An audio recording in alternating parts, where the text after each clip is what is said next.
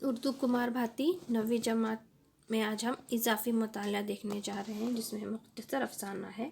یہاں پہلی بات دی گئی ہے، کہانی کہنے اور سننے کی روایت قدیم زمانے سے قائم ہے۔ مختصر افسانہ اسی قدیم کہانی کی جدید شکل ہے، اگرچہ اس کی موجودہ حیت فارم ہم نے مغرب سے لی ہے، مگر آج مختصر افسانہ اردو ادب کی ایک مقبول ترین صنف تسلیم کی جاتی ہے۔ مختصر افسانے میں زندگی کے کسی ایک پہلو یا کسی ایک واقعے کو ایجاز و اختصار کے ساتھ پیش کیا جاتا ہے۔ پلاٹ، کردار، مکالمے، نقطہ نظر، پس منظر اور زبان و بیان کی شائستگی مختصر افسانے کے اجزائے ترکیبی ہیں۔ ان اجزاء کو توازن اور تناسب سے افسانے کی تشکیل ہوتی ہے۔ بدلتے حالات کے زیر اثر افسانے کی تکنیک میں کئی تبدیلیاں کی گئی ہیں، لیکن ان تبدیلیوں کے باوجود آج بھی مختصر افسانہ اس بیانیہ کی بنیاد پر کھڑا نظر آتا ہے جس کی داغ بیل 100 برس پہلے پریم چند نے ڈالی تھی۔ یہاں مہاراشٹر کے 3 منتخب افسانہ نگاروں کی نگارشات پیش کی جا رہی ہے۔ مہاراشٹر کی ریاستی زبان مراٹھی ہے، مگر یہاں کی تاریخ و ثقافت میں اردو زبان و ادب کا بھی خاصا حصہ ہے۔ خاص طور پر ممبئی میں اردو مختصر افسانے کی ایک مستحکم روایت ابتدا سے قائم ہے۔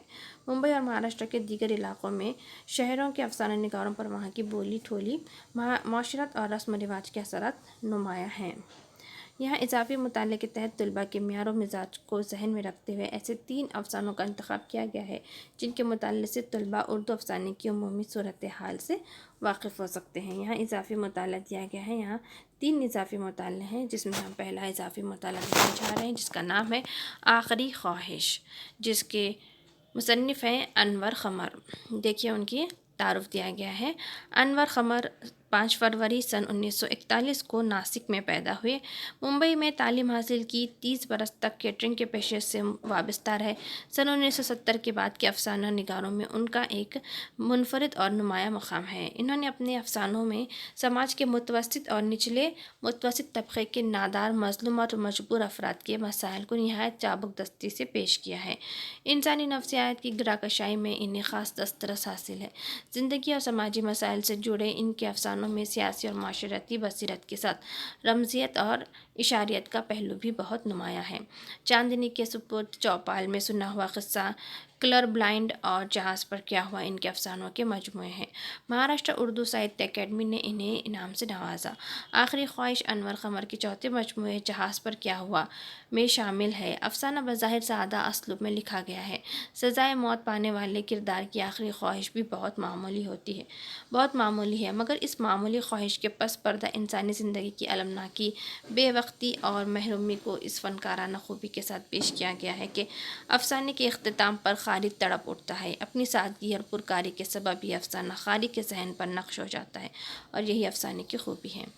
دیکھیے آج ہم جو اضافی مطالعہ دیکھنے جا رہے ہیں، جو کہ ایک مختصر افسانہ ہے، جو کہ ایک کہانی کی طرح ہے، اور کہانی سننا اور سنانا یہ تو کیا ہے، یہ تو قدیم طریقے سے جاری ہے، لیکن اسے جدید دور میں اسے افسانے کی شکل دی گئی ہے۔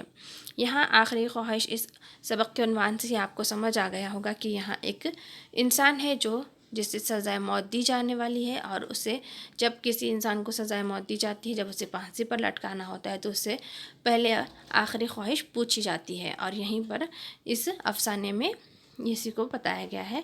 آئیے دیکھتے ہیں یہ افسانہ۔ حضور، آخری خواہش تو یہ ہے کہ مجھے آپ پھانسی پر لٹکانے سے پہلے بہت سا دال بھات کھانے کو دے دیں۔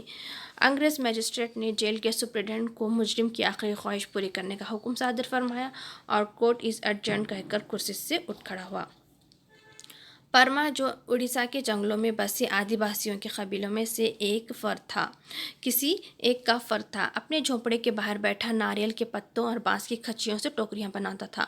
وہ تمام آدیواسیوں کی طرح صرف ایک بالشت کپڑے سے اپنے نچلے بدن کو ڈھانکے رہتا۔ اس کے گلے میں رنگ برنگے پتھروں کی مالائیں پڑی رہتی۔ چہرے کو وہ سرخ، سبز اور سفید رنگوں سے یوں پینٹ کیا کرتا تھا کہ وہ رنگ گویا اس کی آبائی شناخت کے مظاہر ہو۔ وہ دبلا پتلا اور لمبا شخص تھا، عمر 40 کے قریب رہی ہوگی۔ جب شکار کے پیچھے دوڑتا تو نشیب و فراز کا فرق مٹ جاتا۔ اس کی رفتار میں نہ کمی آتی، راہ میں آنے والے پودوں پر وہ خلاشن مار کر گزر جاتا، پیڑ کی جھکی ہوئی ٹہنیوں کو دور ہی سے دیکھ کر جھک کر ہاتھ کو ٹیک کر چوپایوں کا سا پوز اختیار کر لیتا اور اس کے نیچے سے نکل جاتا۔ سبزیاں، پرندوں کا گوشت اور چاول اس کی غذا تھی، لیکن فاقے بھی کرنا پڑتے تھے۔ चावल होते तो सब्जियां नहीं पकती, परिंदा होता तो चावलों से महरूम रहता, कभी कभार ही उसे पेट भर खाना नसीब होता। जंगलों में जड़ी बूटियां कसरत से हुआ करती हैं, ये उनको भून भान कर खा लिया करता था। देखिए यहाँ पर अफसाने के शुरू में ही यहाँ पर उनसे पूछा जा रहा है कि आखिरी ख्वाहिश क्या है, तो वो क्या कहता है कि मेरी ये आखिरी ख्वाहिश है कि मुझे फांसी पर लटकाने से पहले आप मुझे बहुत सा दाल भात खाने को दे दें। और यहाँ पर उसकी आखिरी ख्वाहिश पूरी करने की बात कहकर जो कि सुप्रिटेंडेंट है, मजिस्ट्रेट है, वो चले जाते हैं। परमा जो कि उस फ़र्द का नाम है जो कि उड़ीसा के जंगलों में आदिवासियों के कबीलों में से एक फ़र्द था, और वो क्या करता था कि अपने झोंपड़े के बाहर बैठा नारियल के जो पत्ते होते हैं और बांस से मिलाकर जो टोकरियाँ बनाई जाती हैं वो काम वो करता था। और आदिवासियों का आप जानते होंगे, देखा होगा कि अपने आदिवासी कपड़े कैसे पहनते हैं, वो अपना निचला बदन जो कि छोटे से कपड़े से ढका हुआ होता है, और उनके गले में जो कि रंग बिरंगी हमें पत्थरों की मालाएं देखने को मिलती हैं। उनके चेहरे पर वो सुर्ख और सब्ज़ रंग का और सफ़ेद रंग की जो कि उसे पेंट लगाते हैं, जैसे वो उनका आबाई शनाख्त है या वो उनके आबा व अजदाद से होता हुआ आया है। और परमा भी जो कैसा था कि दुबला पतला लंबा शख्स था, और उसकी उम्र करीब 40 बरस की करीब रही होगी। और जब वो शिकार करता तो वो ऊपर नीचे कुछ भी नहीं देखता, वो सब तरह का फ़र्क मिट जाता है, यानी उसकी रफ्तार में कमी नहीं आती। और वो इस तरह से पेड़ की झुकी हुई टहनियों को दूर से देखकर हाथ को टेक कर वो ऐसा चढ़ जाता जैसे चौपाया चढ़ते हो, जैसे जानवर चढ़ते हो। और वो क्यों, तो वो हमेशा से जंगलों में रहा रहते हैं, इसीलिए उन्हें पेड़ों पर चढ़ना, जंगलों में दौड़ना करना ये उन्हें बचपन से आता है। और ऐसा लगता है जैसे कि वो जानवरों की तरह ही पेड़ों पर चढ़ते हैं, जंगलों में घूमते हैं, बिल्कुल उसी तरह से। और ऐसे इतने फास्ट वो निकल जाते हैं। सब्जियां, परिंदों का गोश्त और चावल ही उनकी ग़िज़ा होती है। और कभी कभार क्या होता है कि ज़्यादातर फाके ही हुआ करते हैं, क्योंकि कभी शिकार नहीं मिल पाता तो उन्हें खाने को नहीं मिलता। चावल होते तो सब्जियां नहीं पकती, परिंदा होता तो चावलों से वो महरूम रहता, कभी कभार ही उसे क्या होता था, पेट भर खाना नसीब होता था। जंगलों में जो कि जड़ी बूटियाँ कसरत से हुआ करती थी, वो उसी को भून भान कर खा लिया करता था। जेल सुप्रिटेंडेंट ने अगले दिन तड़के ही फांसी देने से परमा को वाकिफ़ कर दिया। परमा ने कोई जवाब नहीं दिया। सुप्रिटेंडेंट अब्दुल रज़्ज़ाक़ खान दराज कद, चौड़ा चकला शख्स था, जो जिसकी घनी और पेचदार मूछें और गोल बादामी रंग के शीशों की ऐनक उसे ख़तरनाक हद तक बारोब बनाए हुए थी। इसके ऑफिस में सेलन और पुराने कागज़ और फाइलों की बो फैली हुई थी। इसने शीशम का सिया गोल डंडा हाथों में मांझे की फिरकी की तरह घुमाते हुए पूछा, तुझे खाना कब दिया जाए? फांसी से पहले। यहाँ पर जो कि जेल सुप्रिटेंडेंट ने उसे बता दिया कि तुम्हें कल ही फांसी दी जाने वाली है। और इस पर परमा ने कोई जवाब नहीं दिया। जो कि सुप्रिटेंडेंट कौन है? अब्दुल रज़्ज़ाक़ खान है उसका नाम है। और जो कि वो कैसा है? दराज कद है, चौड़ा है, इसकी घने मूछें हैं, गोल बादामी रंग की शीशों की ऐनक है। यहाँ पर उसका हुलिया पेश किया गया है, और वो इस तरह हुलिये से वो और ज़्यादा बारौब दिखाई देता है। और यहाँ पर उसने पूछा उससे कि तुम्हें खाने को कब दिया जाए? तो फांसी से पहले। रात को बावर्ची खाना बंद होता है, शाम को पका कर रखा हुआ खा लेगा। यहाँ पर जेल सुप्रिटेंडेंट परमा से पूछ रहे हैं कि रात में क्या होता है कि बावर्ची खाना बंद हो जाता है, तो शाम को पका कर रखा हुआ खा लेगा। खाने को तो मैं कई दिन का बासी खा लूँगा, मगर चूंकि ये आखिरी भोजन होगा इसीलिए गर्मा गर्म खाने को जी चाहता है, वरना कोई बात नहीं है। तो यहाँ पर परमा क्या कहता है कि मैं तो खाने को कुछ भी खा लेता हूँ और कितने ही दिन का बासी खा लेता हूँ, लेकिन ये क्या है, मेरा आखिरी भोजन है, यानी मेरा आखिरी खाना है। इसके बाद तो मुझे सज़ाए मौत मिलने वाली है, तो मेरा जी क्या चाह रहा है कि मैं गर्मा गर्म खाना खाऊं, वरना कोई बात नहीं। ठीक है, कितना खाएगा? ये कहकर अब्दुल रज़्ज़ाक़ खान अपने चमड़े के जूतों समेत पैर ऊंचे टेबल पर रख दिए। परमा कुर्सी पर टेबल की दूसरी जानिब उकड़ों बैठा हुआ था। परमा ने दोनों हाथ फैलाकर चावल की मिक़दार बताई, इतना और दाल। परमा ने बाल्टी का बतौर ज़र्फ़ हाथ से इशारा किया, फिर उसके तले से ऊपर तक भरे रहने का इशारा किया। अब्दुल रज़्ज़ाक़ खान ने चश्मे की बादामी कांच के ऊपर से उसे गहरी निगाह से देखा, गोया वो इतनी बड़ी मिक़दार में दाल भात तलब करने का असल सबब जानना चाहता हो। इतना खा लेगा तू? परमा ने दोबारा इस बात में गर्दन हिला दी। अब यहाँ अब्दुल रज़्ज़ाक़ खान जो हैं वो क्या कहते हैं कि उसे पूछते हैं कि खाना कब दिया जाए, और ठीक है फिर कितना दिया जाए करके पूछते हैं। तो वो क्या बताता है कि वो अपने दोनों हाथ फैलाकर बताता है कि मुझे इतना ज़्यादा चावल चाहिए, और दाल भी बाल्टी के बतौर ज़र्फ़ वो इशारा करता है कि बाल्टी भर के चाहिए। और इतना सब खाना मांगने के पीछे वो عبدالرزاق خان جو ہے وہ اسے ایسے گھور کے دیکھتے ہیں، ایسے گہری نگاہ سے دیکھتے ہیں کہ گویا وہ اتنی بڑی مقدار میں دال بھات کیوں منگا رہا ہے اور اس کے پیچھے کیا وجہ ہو سکتی ہے، اتنا کھا لے گا تو پرما کیا کہتا ہے کہ جی ہاں، مطلب صرف وہ گردن ہلا دیتا ہے۔ اگلے دن پھانسی تھی۔ پرما کے سر کے بال اس طرح سے اتارے گئے، داڑھی بنائی گئی، قیدیوں کی نئی وردی پہننے کو دی گئی۔ کوئی اس کے مذہب سے واقف نہ تھا، پرما خود واقف نہ تھا، چنانچہ پادری، مولوی، پنڈت اور بودھ بھکشو کو بلایا گیا۔ چاروں نے اپنے اپنے طرز پر اس کی نجات کی دعا کی، اسے اپنی اپنی مذہبی زبان میں آخرت پر بھروسہ اور گناہ کی بخشش کے لیے دعا مانگنے کی صلاح دی اور چلے گئے۔ مگر جانے سے پہلے بودھ بھکشو نے عبدالرزاق خان سے پوچھا، کیا آپ ہمیں بتانا گوارا فرمائیں گے کہ اسے کس گناہ کی پاداش میں سزائے موت دی جا رہی ہے؟ یہاں پر دیکھیے اگلے دن کیا ہوتا ہے کہ اب پھانسی ہونے والی ہے، تو سب سے پہلے اس کے سر کے بال اس طرح سے نکالے جاتے ہیں، اس کی داڑھی بنائی جاتی ہے، قیدیوں کی وردی، اس کو نئی وردی اسے پہننے کو دی جاتی ہے، اور چونکہ اس کے مذہب سے کوئی واقف نہیں تھا تو یہاں پر کیا کیا جاتا ہے کہ پرما خود بھی واقف نہیں تھا، اسی لیے یہاں پر پادری، مولوی، پنڈت، بودھ بھکشو سبھی کو بلایا جاتا ہے، جو کہ اسے اپنے طرز سے، اپنے طریقے سے، اپنے مذہب کے حساب سے اسے نجات کی دعا کرتے ہیں اور اپنی اپنی مذہبی زبان میں اسے آخرت پر بھروسہ کرنے اور گناہ سے بخشش مانگنے اور دعا مانگنے کی صلاح دیتے ہیں۔ لیکن جو کہ بودھ بھکشو ہوتا ہے وہ عبدالرزاق خان سے کیا پوچھتا ہے کہ اگر آپ برا نہ مانے تو ہم آپ سے یہ جاننا چاہتے ہیں کہ اسے کس گناہ میں اسے سزائے موت دی جا رہی ہے۔ اس نے ایک انگریز کا قتل کیا تھا۔ انگریز کا قتل؟ مگر کیوں؟ عبدالرزاق خان نے اس کے ساتھ جیل کو محیط اونچی، مضبوط اور طویل دیوار کے پھاٹک پر رکتے ہوئے کہا۔ ایک روز یہ بیٹھا ٹوکری بنا رہا تھا۔ اس کی بیٹی نے گھنے پودوں کے پیچھے چمکتی ہوئی آنکھوں کی جانب اشارہ کرتے ہوئے کہا کہ بابا وہ ہرن مجھے لا دیں۔ پرما بیٹی پر جانثار کرتا تھا، مسکراتا ہوا اٹھا اور دوڑ پڑا ہرن کو پکڑنے کو۔ کافی دور تک اس نے ہرن کا پیچھا کیا، قریب تھا یہ اسے پکڑ لیتا کہ ٹھائیں کی آواز آئی اور ہرن گر کر تڑپنے لگا۔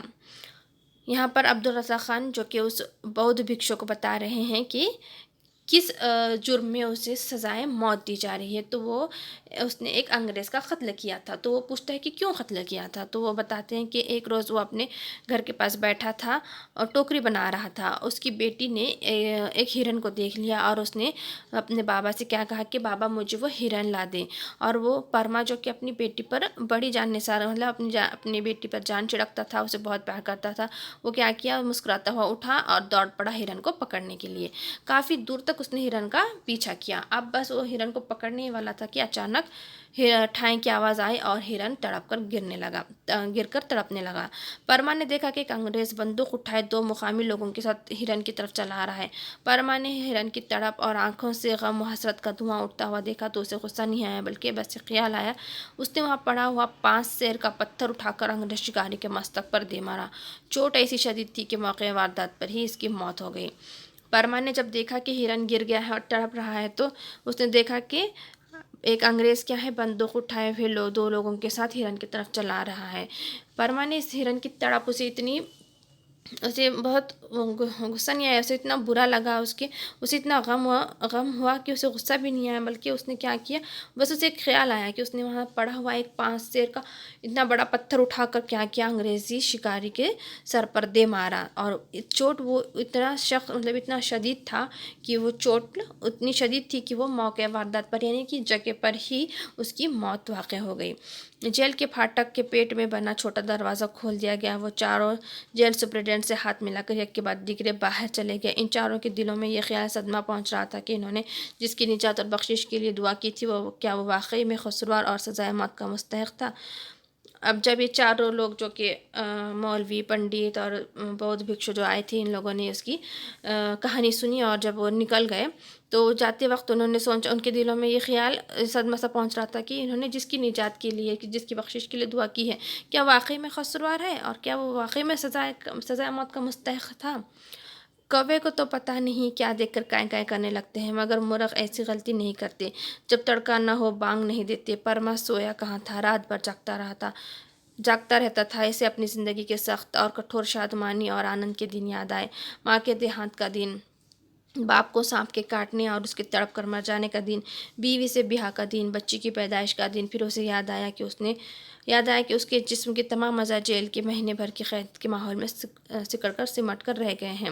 یہاں پر دیکھیے کہ یہاں پر کیا ہو گیا، اگلے دن پھانسی ہے تو پرما کو تھوڑی نہ نیند آئے گی، وہ رات بھر اپنے اچھے اور برے دنوں کو یاد کرنے لگا، جیسا اس نے اپنی زندگی میں بہت ساری مشکلیں دشواریاں دیکھی تھی، کٹھور مطلب بہت زیادہ کٹھن اور مشکل اس کے جو دن گزرے ہیں ان کے بارے میں سوچنے لگا، پھر جو اچھے دن گزرے ہیں ان کے بارے میں بھی سوچنے لگا، جہاں اس کے ماں کے دیہانت کا ماں کے مرنے کا دن یاد آتا ہے، اس کے باپ کو بھی سانپ نے کاٹ لیا تھا جس کی وجہ سے اس کا باپ بھی تڑپ کر مر گیا تھا، وہ بھی دن اسے یاد آتا ہے، پھر اس سے جس دن اس کی اپنی بیوی سے اس کی شادی ہوئی تھی وہ دن یاد آتا ہے، بچی کی پیدائش کا دن وہ یاد کرنے لگتا ہے، پھر اسے یاد آتا ہے کہ اس کا جو جسم کے تمام جو اعضاء کیا ہو گئے ہیں جیل میں، ایک مہینے سے جیل میں وہ ماحول میں کیا ہو گیا، سکڑ کر اور سمٹ کر رہ گئے ہیں۔ اسے ہمیشہ جنگلوں میں رہنے کی عادت تھی، ہمیشہ بھاگنے کی، جنگلوں پر چڑھنے کی اور پہاڑوں پر چڑھنے کی، پیڑ پر چڑھنے کی، ایسی جو کہ آدیواسی رہنے کی وجہ سے وہ یہ سب کیا کرتا تھا، لیکن جیسے وہ ایک مہینے سے ایسے جیل کے اندر سکڑ کر رہ گیا، سمٹ کر رہ گیا، ایسا اس کو محسوس ہو رہا تھا۔ راہداری میں سپاہیوں کے چلنے کی آواز سنائی دی، وہ 3 تھے، ایک نے بڑا پتیلا کپڑے کی مدد سے پکڑ رکھا تھا، دوسری بالٹی اٹھائے ہوئے تھا، دونوں ضرور ڈھکے ہوئے تھے، جب ان پر سے ڈھکنے ہٹائے گئے تو تازہ پکے ہوئے دال چاول کی بھاپ کے ساتھ ان میں بسی ہوئی سوندھی خوشبو کمرے میں پھیل گئی۔ انہوں نے ایک ٹاٹ بچھا کر ایلومینیم کی بڑی سی رکابی رکھ دی، پانی کی سراہی اور گلاس بھی رکھ دیا۔ پرما نے ان کے رویے میں تبدیلی دیکھی، آج ان کے کھانے پروسنے کا انداز خاصا مہذبانہ تھا، ورنہ اس سے پہلے تو یوں دیتے جیسے کتوں کو راتب دے رہے ہوں۔ یہاں پر کیا ہو گیا کہ سپاہی آ گئے ہیں اور انہوں نے کیا کیا ہے، ایک بڑا پتیلا لایا ہے، بڑا پتیلا ایک جن پکڑ رکھا ہے کہ اس کے ہاتھ میں بڑا پتیلا ہے اور دوسرے نے بالٹی اٹھائے ہوئے ہے، اور وہ دونوں اس پر ڈھکے ہوئے ہیں، اور ان دونوں نے کیا کیا ہے، لا کر اس کے سامنے یہ کھانا رکھ دیا ہے، اور جیسے ہی اس میں سے ڈھکن ہٹاتے ہیں تو اس میں تازہ پکے ہوئے دال چاول کی بھاپ اور ساتھ میں ان کی بسی ہوئی سوندھی خوشبو پورے کمرے میں پھیل جاتی ہے، اور انہوں نے اسے ایک ٹاٹ بچھا کر ایلومینیم کی بڑی سی رکابی اس کے پاس دی اور پانی کے لیے سراہی اور گلاس بھی رکھ دیا۔ پرما نے دیکھا کہ آج ان کا جو رویہ ہے وہ تبدیلی ہے رویے میں، کہ ان کے کھانے پروسنے کا جو انداز ہے وہ بھی آج بہت ہی اچھا ہے، مہذبانہ ہے، اچھا ہے، خاصا مہذبانہ تھا، کیوں تو پہلے جب وہ اسے کھانا دیتے تھے تو ایسا لگتا تھا جیسے کسی کتے کسی جانور کو وہ کھانا دے رہے ہوں۔ اس نے تھوڑے سے دال چاول رکابی میں ڈال کر کھا لیے، جینا بھرا تو اور کھائے، پھر اور گویا آج اس نے پیٹ بھر کھانا نصیب ہوا ہو، اس کے باوجود بہت سا دال بھات بچ گیا، اس نے احتیاط سے ڈھک دیا، گلے میں سے رنگ برنگی پتھروں کی مالائیں نکالی، کلائی پر سے لوہے کا کنگن اتارا، کان میں پڑے ہوئے سوراخوں میں سے کوڑیوں اور ہاتھی دانت کے حلقے نکالے، وہ کپڑا بھی اس نے دھو کر خشک کر کے احتیاط سے رکھا تھا جسے وہ اپنا ستر چھپانے کے لیے باندھا کرتا تھا۔ اس نے کل شام ہی کوئی تمام چیزیں سپرنٹنڈنٹ کی کسٹڈی سے التجا کر کے منگوا لی تھی، اس نے ان کو کھانے کے برتنوں کے اطراف یوں سجا کر رکھ دیا تھا گویا ہر چیز اس کے قبضے اور تصرف میں ہے۔ اب جب انہوں نے اسے کھانا پروس دیا ہے تو اس نے تھوڑے سے دال چاول لے کر کھانا شروع کر دیا تھا، اور تھوڑا پہلے اس نے لیا، پھر جینا بھرا تو اور لیا، گویا جیسے آج اس نے کئی دنوں کے بعد جیسے اسے آج پیٹ بھر کر کھانا نصیب ہوا ہوگا۔ اس کے کھانے کے باوجود بھی بہت سارا دال بھات بچ گیا تھا، اس نے کیا کیا، اسے احتیاط سے ڈھک کر رکھ دیا، اور اس کی جو بھی چیزیں تھیں جیسے گلے میں رنگ برنگی پتھروں کی مالائیں تھیں، کلائی پر اس نے لوہے کا کنگن پہنتا تھا، کان میں پڑے ہوئے سوراخوں میں کوڑیوں اور ہاتھوں میں دانت کے حلقے تھے، جو سب اس نے پہن رکھا تھا وہ سب نکال کر، اور کپڑا اس نے جو کہ دھو کر خشک کر کے رکھ دیا تھا جو اسے اپنا ستر چھپانے کے لیے استعمال کرتا تھا، اور یہ سب چیزیں اس نے سپرنٹنڈنٹ کی کسٹڈی سے التجا کر کے منگوا لی تھی، اور اس نے سب یہ چیزیں نکال کر کیا کیا، کھانے کے برتنوں کے اطراف سجا کر رکھ دیا، جیسے یہ ساری چیزیں اس کے قبضے میں ہیں، اس کے ہی تصرف میں ہیں۔ پھانسی کھڑی ہو چکی تھی، جلاد پھانسی کی ٹکٹکی سے بندھی رسی کو بار بار کھینچ کر اس کی مضبوطی کو جانچ رہا تھا، عبدالرزاق خان کے نال لگے ہوئے جوتوں کی آواز راہداری میں گونجی، تالا کھولا گیا، لوہے کا دروازہ کھلا، پرما چلیں، پھانسی کھڑی ہو چکی ہے، تڑکا ہونے والا ہے۔ پرما نے حسب معمول اس بات میں گردن ہلا دی، پھر فرش پر رکھی تمام اشیاء کی جانب انگلی سے اشارہ کرتا ہوا بولا، سرکار یہ چھوٹی چھوٹی چیزیں میری ہی ہے نا؟ خان نے اس بات میں گردن ہلا کر ہاں کہا، پھر اس نے دونوں برتنوں پر سے ڈھکن ہٹایا، ان میں دال چاول رکھے ہوئے تھے۔ صاحب یہ کھانا یہ بھی تمہارے لیے ہی پکایا گیا تھا، تو پھر یہ میرا ہوا نا؟ ٹھیک ہے تمہارا ہی صحیح، تو سرکار ایک کرم کیجیے گا، میری لاش کو لینے کے لیے میری بیوی، میری بیٹی، میرا بھائی وغیرہ آنے والے ہیں، یہ بات انہوں نے مجھے پھانسی کی سزا دیے جانے کے دن عدالت میں بتائی تھی، ہاں سپرنٹینڈنٹ خان کے منہ سے پھر نکلا، تو صاحب ان چیزوں کے ساتھ یہ کھانا بھی ان کو دے دیجیے گا۔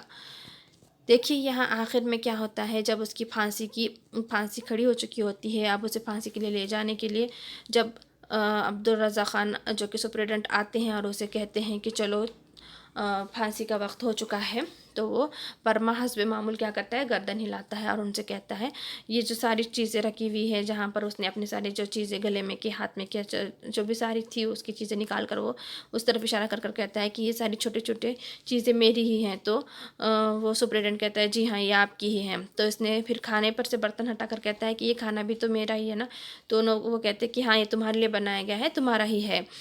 تو ٹھیک ہے، تو کیا کہتا ہے کہ ٹھیک ہے تمہارا ہی صحیح، تو سرکار آپ ایک کرم کیجیے، آپ مجھ پر ایک کرم کر سکتے ہیں، جب میری لاش کو لینے کے لیے میری بیوی، میری بیٹی اور میرا بھائی آئیں گے تو یہ کھانا آپ انہیں دے دیجیے گا مجھے، اور وہ آنے والے ہیں، اور یہ بات انہوں نے مجھے کب بتائی تھی، عدالت میں ہی بتا دی تھی۔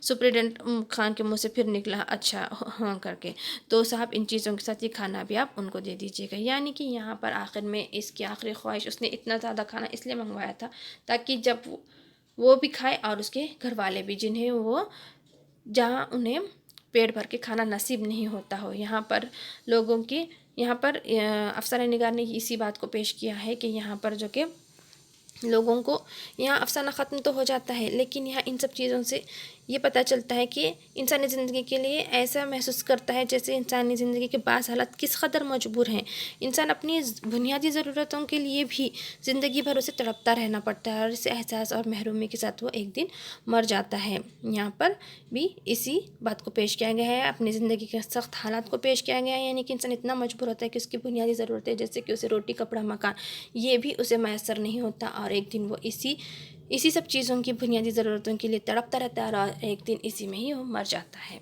تو آج ہم نے یہاں پر اضافی مطالعہ آخری خواہش یہ ہمارا یہاں مکمل ہوا، اور ہم اب اپنے اگلے ویڈیو میں اگلے اس افسانے کو دیکھیں گے اور ان کے سوال جواب بھی دیکھیں گے۔ ہمارے چینل کو سبسکرائب کریں، ویڈیو کو شیئر اور لائک کریں۔